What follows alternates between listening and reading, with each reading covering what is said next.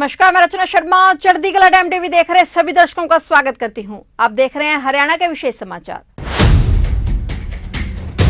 हरियाणा के मुख्यमंत्री मनोहर लाल ने शनिवार को मंत्रोच्चारण के बीच कुरुक्षेत्र में सरस मेले के उद्घाटन के साथ अंतर्राष्ट्रीय गीता महोत्सव का भव्य शुभारंभ किया। इस अवसर पर बोलते हुए मुख्यमंत्री मनोहर लाल ने कहा कि यह हम सभी के लिए ऐतिहासिक अवसर है। आज से पहले सरस मेले की इतनी सुंदर और भव्य शुरुआत कभी नहीं हुई। ढोल नगाड़ों, शिल्पकारों और कलाकारों के अद्भुत संगम के बीच हरियाणा के मुख्यमंत्री ने स्वयं कलाकारों और शिल्पकारों से मुलाकात की। मुख्यमंत्री ने आयोजन में लगे व वहां पहुंचे लोगों को बधाई और शुभकामनाएं दी। कार्यक्रम में पहुंचकर सीएम मनोहर लाल ने सर्वप्रथम विधिवत रूप से सरस मेले का उद्घाटन किया। इसके बाद उन्होंने श्रीमद् भागवत गीता की प्रति पर पुष्प अर्पित किया और दीप प्रज्वलित कर अंतर्राष्ट्रीय गीता महोत्सव का आगाज किया। इसके पश्चात मुख्यमंत्री ने ब्रह्म सरोवर के तट पर बनी दुकानों में लगे सरस मेले का अवलोकन किया। इस दौरान उन्होंने ढोल नगाड़ा पार्टी, करतब दिखा रहे कलाकार, नृत्य कर रहे कलाकार और बीन पार्टी से बातचीत की। उन्होंने सभी को इस पावन अवसर पर पहुंचने पर हार्दिक बधाई दी।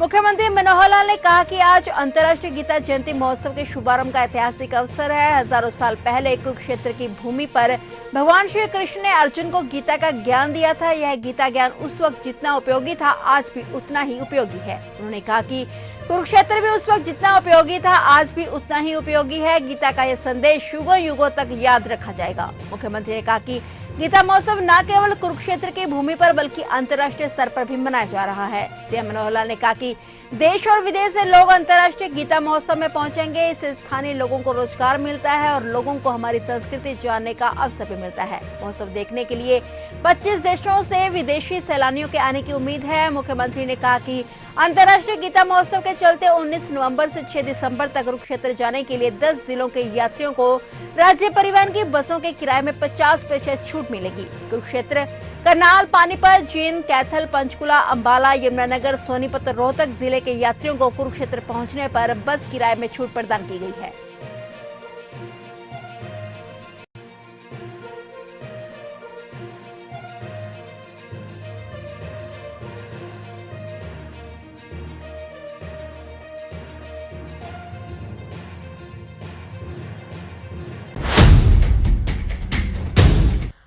मुख्यमंत्री मनोहर लाल ने कहा है कि वर्ष 2014 में राज्य में लाइन लॉस 29% है, जो आज घटकर 14% पर आ गए हैं। इससे लगभग 6,000 करोड़ रुपए की बचत हुई है।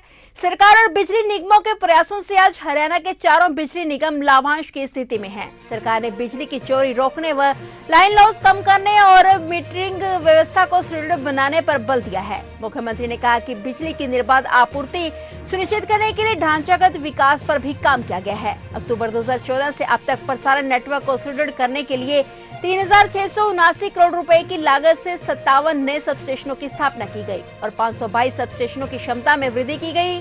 प्रदेश में 50,000 नए ट्रांसफार्मर लगाए गए। इसके अलावा 1,895 किलोमीटर की प्रसारण लाइनें भी जोड़ी गई। इतना ही नहीं, घरों, कॉलोनियों, तालाबों और स्कूल के ऊपर से गुजरने वाली 2,539 खतरनाक लाइनों को भी हटाया गया है, ताकि कोई भी अप्रिय घटना से बचा जा सके।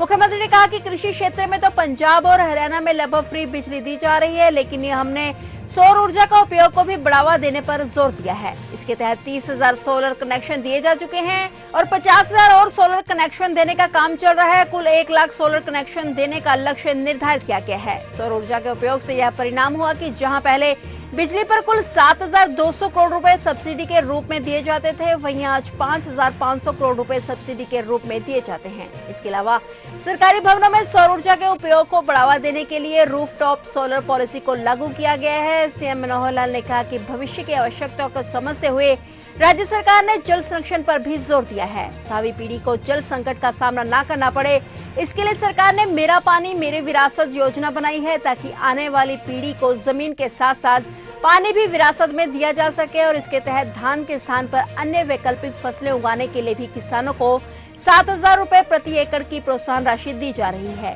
इसके फलस्वरूप राज्य में लगभग 1 लाख एकड़ क्षेत्र में धान के स्थान पर अन्य वैकल्पिक फसलों की खेती की गई है। मुख्यमंत्री ने कहा कि इस विनियामक मंच में सभी राज्यों के विद्युत विनियामक आयोग के अध्यक्षों व सदस्यों द्वारा आमजन तक सुविधाएं और भी बेहतर ढंग से पहुंचाने समेत कई विषयों पर चर्चा की जाएगी। इसके अन्य प्रांतों द्वारा अपनाई जा रही बेस्ट प्रैक्टिस को अन्य राज्यों के साथ साझा करने से बिजली क्षेत्र में और क्षमता सुनिश्चित होगी। हरियाणा सरकार द्वारा सौर ऊर्जा को बढ़ावा देने के लिए अनुसूचित व पिछड़ा वर्ग की रजिस्टर्ड धर्मशाला में 5 किलोवाट तक रूफटॉप सोलर पावर प्लांट लगवाने पर 75% तक अनुदान दिया जा रहा है। अनुदान पहले आओ पहले पाओ के आधार पर दिया जाएगा। प्रदेश सरकार की इस योजना का लाभ लेने के लिए लाभार्थी को 25% हिस्सा ही विभाग को देना होगा और बाकी 75% हिस्से की अदायगी राज्य सरकार द्वारा की जाएगी। योजना का लाभ पहले आओ पहले पाओ के आधार पर उठा सकते हैं। योजना की अधिक जानकारी के लिए स्थानीय सामाजिक संस्थाएं अतिरिक्त उपायुक्त कार्यालय के नवीन एवं नवीनीकरणीय ऊर्जा विभाग के जिला परियोजना अधिकारी से संपर्क कर सकते हैं। सोलर कनेक्शंस दिए 30,000 सोलर कनेक्शंस हम दे चुके हैं। अगले 50,000 का और एक चल रहा है, हमारा जो प्रोग्राम चल रहा है। हम आने वाले इस एक साल में यानी 80,000 सोलर कनेक्शन हमारे हो जाएंगे। We are targeting 1 lakh. और उसके कारण से हमारी सब्सिडी जो सरकार को एक बीच में वर्ष ऐसा आया था 7,200 करोड़ रुपये हमको सब्सिडी देनी पड़ी थी, अब वो 5,500 करोड़ पर आ गई है। 1,700 करोड़ रुपया उसमें भी हम घटे हैं। थोड़ा कनेक्शन हम दे रहे हैं। 2018 के अंदर मेरी जो पेंडेंसी थी 84,000 कनेक्शंस की पेंडेंसी थी, अब प्राय 8-10 हज़ार रह गए हैं। हमने उसमें कंडीशन लगा दी, और कंडीशन पावर की कंडीशन नहीं, पानी की कंडीशन, कि जहाँ वाटर बहुत डाउन चला गया है वहाँ हम ओपन इरिगेशन फ्लड इरिगेशन के लिए अगर कनेक्शन लेंगे तो नहीं देंगे। माइक्रो इरिगेशन लगाओ, only then will supply it, क्योंकि उसका पानी का भी एक संकट होता जा रहा है। डीप पानी जमीन में जाता जाएगा तो फिर अल्टीमेटली हमारी अगली पीढ़ी को हम जमीन तो दे जाएंगे, बैंक खाता तो दे जाएंगे, पानी नहीं दे पाएंगे। तो एक हमने योजना चलाई, मेरा पानी मेरी विरासत, और ज़्यादा पानी उपयोग करने वाली फसलों को कोई घटाएगा, यानी खास करके धान की बुआई बंद करेगा, बदले में डाइवर्सिफाई करके दूसरी किसी फसल पर आएगा, तो विल पे हिम ₹7,000 पर एकड़, और 1 लाख एकड़ लोगों ने धान को छोड़ा है। हमारा धान की प्रोक्योरमेंट थोड़ी कम हुई है, लेकिन अच्छा है। आज धान की कमी अगर होती है और बाकी दूसरी डाइवर्सिफाइड अगर क्रॉप्स होती हैं तो उसका लाभ है। आज धान की गेहूं की उतनी हमें ज़रूरत नहीं है। खैर, ये एग्रीकल्चर का विषय, मैं पावर के विषय पर आता हूं, तो उसमें भी हमने उसको कंडीशनल उसके साथ किया है।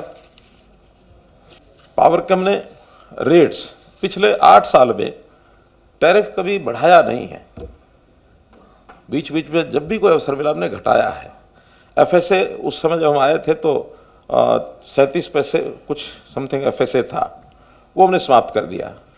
फिर उस समय पावर यूनिट 4.5 रुपया जो मिनिमम रेट था उसको हमने 2.5 रुपये, यानी 200 यूनिट तक 2.5 रुपये, और 50 यूनिट तक तो 2 रुपये। आगे भी प्रस्ताव हमारा है कि अगर थोड़ा सा प्रॉफिट हमारे पचनंदा जी और अलाउ कर देंगे तो हम थोड़ा सा इनको सिफारिश करेंगे अपनी ओर कि ये जो कम बिजली खर्च करते हैं इनको थोड़ा और रियायत दे सकें हम, ताकि गरीब आदमी उसको जितना सुविधा हम दे सकेंगे वो सबसे पहला अधिकार उसका है। सोलर पावर का हमारे ऊपर एक प्रेशर बनता है, तो सोलर पावर प्रेशर के लिए भी हम जो स्वयं अपनी बिजली उपयोग करते हैं कैप्टिव वालों को तो हम अलाउ करते हैं। जो बाजार में बेचता है सोलर बना करके उसको हम अलाउ नहीं करते हैं। अदरवाइज उसको तो लाभ हो जाएगा बिजली पैदा करने वाले को, लेकिन हमारी जो सप्लाई है क्रॉस सब्सिडाइज के कारण से रेट्स, वो अगर बिजली खपत कम हो गई तो ये लॉस अल्टीमेटली फिर यूटिलिटीज को जाएगा, तो ये लॉस ना हो उसका भी हम थोड़ा ध्यान रखते हैं। अब गांव में कोई ऐसा घर नहीं है जहां हमारा कनेक्शन नहीं है, फुल कनेक्शन सारे हमारे हो चुके हैं। एक समस्या हमारे यहाँ है, थोड़ी ढाणियाँ होती हैं गाँव के अंदर, जैसे खेतों में जहाँ क्लस्टर नहीं है, थोड़ा 2-2, 4-4, 10-10 घर की ढाणियाँ हैं, उनको अभी यानी एग्रीकल्चर कनेक्शन ही मिले हुए हैं। उसका कोई पैट सिस्टम के माध्यम से उनको लाभ तो पहुँचाते हैं, लेकिन वो अभी कमी है, उसको और थोड़ा आगे बढ़ाएंगे। मालूम नहीं आपके प्रदेशों में कैसे कितना होता है, लेकिन आइसोलेटेड हाउसेस को 24 आवर्स पावर देने का काम, हाँ सोलर अगर है तो उसका प्रबंध कर लेते हैं, लेकिन जहाँ सोलर नहीं लग पाया वहाँ भी इसको कठिनाई है। फिर भी सोलर को सेल्फ यूज़ के लिए हमने रूफटॉप पॉलिसी सोलर की अपनी बनाई है, और उसमें जितने गवर्नमेंट बिल्डिंग्स हैं अगले आने वाले साल में हर एक गवर्नमेंट बिल्डिंग के ऊपर रूफटॉप पर ये हमारी पावर ये हो जाएगी। जहाँ खपत जो है 10 किलोवाट की खपत है उनके ऊपर तो हम अनिवार्य ही कर रहे हैं कि घर के ऊपर ज़रूर लगाओ, इसलिए उस पर भी हम लगातार काम कर रहे हैं। आज के इस सेमिनार में मेरा तो इतना ही सोचना है कि ऐसा नहीं कि हरियाणा ही अच्छा कर रहा है, बहुत प्रदेश और भी अच्छा कर रहे हैं और अलग अलग सेक्टर में अलग अलग चीज़ों में कुछ गुड प्रैक्टिसेस होती हैं। फिलहाल हरियाणा के विशेष समाचारों में इतना ही और नए समाचारों के साथ फिर से हाजिर होंगे। तब तक के लिए देखते रहिए चढ़ती कला टाइम टीवी और मुझे दीजिए इजाजत। धन्यवाद।